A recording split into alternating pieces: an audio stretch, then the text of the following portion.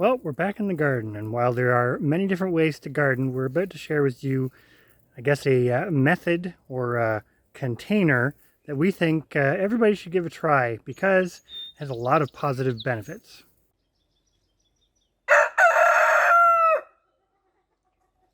Well, here's our garden. Looks quite lush, although we are in a bit of a mild drought. Although hopefully, with any luck, we're going to get some rain tonight. But what I'm going to talk to you about are these blue and white barrels right in front of me. So anybody who's been following us for a while knows that we garden in a lot of different ways. We have in-ground gardens, we have more conventional raised beds that are made of wood, and we have these blue barrels that I just showed you. And I will say this right off the bat, I think depending on what you are trying to grow, they all have their merits and they all have their strong points and they all have their weaknesses. But I think that is key. Every different thing that you're going to grow or want to grow in your garden is a different species in most cases with slightly different growth habits and just adapted for slightly different conditions. But a few vegetables that are garden staples that I'm going to talk to you about in a second, I think excel in these blue or basically these large plastic barrels. So I've just actually watered these, and I'll come back to the watering in a moment. But I'm going to start with vegetable number 1, which is a basically kitchen staple for pretty much anybody in North America, and that's the carrot.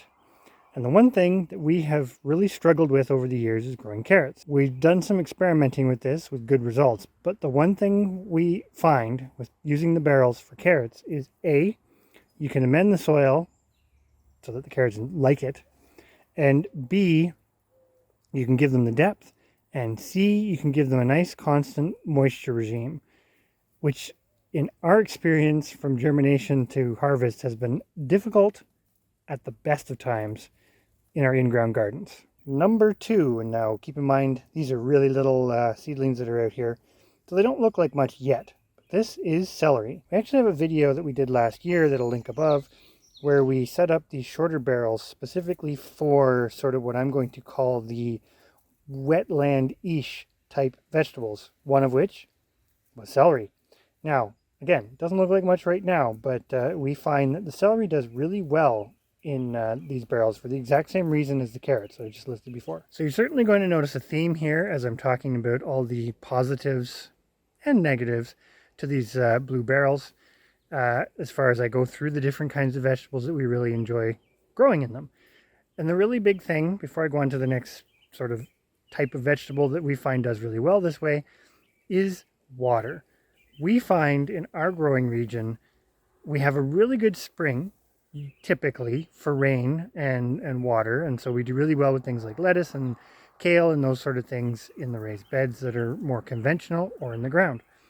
And things like kale that maybe last a little longer, usually by the time we get to that part of the season that we start to get a drought or we start to get dry weather, they're fairly well established. But some of these other things are either more shallow rooted or just love a lot more water.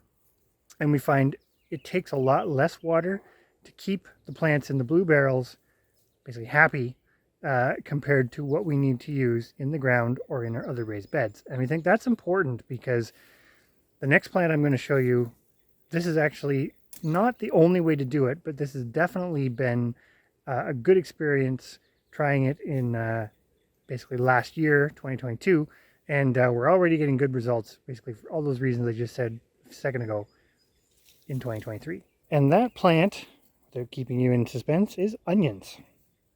Now these are Walla Walla onions, so this is kind of your biannual type onion that you would start from seed. So we've been getting better in the last couple of years at starting our onion crops, and we have some videos on that. I believe I will try to link above if we do, but we've struggled a little bit on the growing them out. This method, even though it looks maybe not the most, it's not the prettiest, for lack of a better way to put it, but this method works really well. And I'm going to show you a little modification that we've done to these particular short barrels versus some of our deeper ones here in a moment. So looking at the side of these barrels, you'll notice some holes. The whole premise is that these particular barrels, because onions and celery in particular do tend to like more or less wetland edge conditions, that you basically always have a reservoir.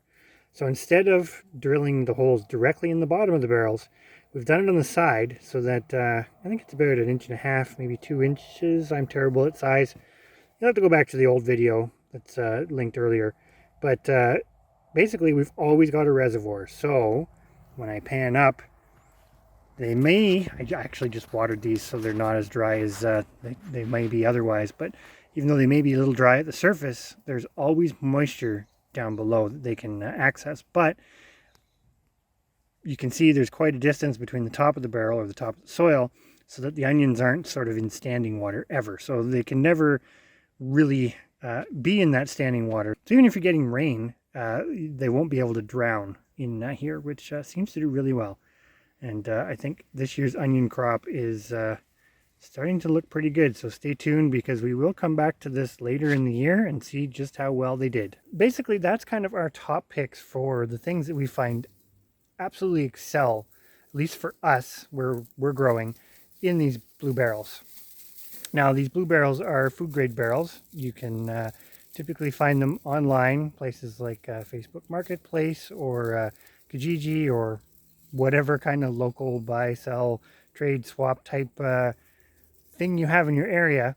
But you do want to watch what's been in them, because not every barrel has been used for food grade purposes. But the barrels are inert, which is fantastic. One thing we have found over the years is they do come in different colors. So we kind of are partial to the blue ones, not because they're blue, but because we find they seem to hold up the best to UV elements, etc. We have several white ones, and we got them for free. They're still inert, basically a win-win scenario. But we do find that they deteriorate or get brittle in the sun. So that's where the blue barrels basically excel. They pretty much will last the test of time. So this barrel here has more onions, which you can see these are doing amazing. Now these got planted out a little bit earlier than the rest of the onions I just showed you a moment ago.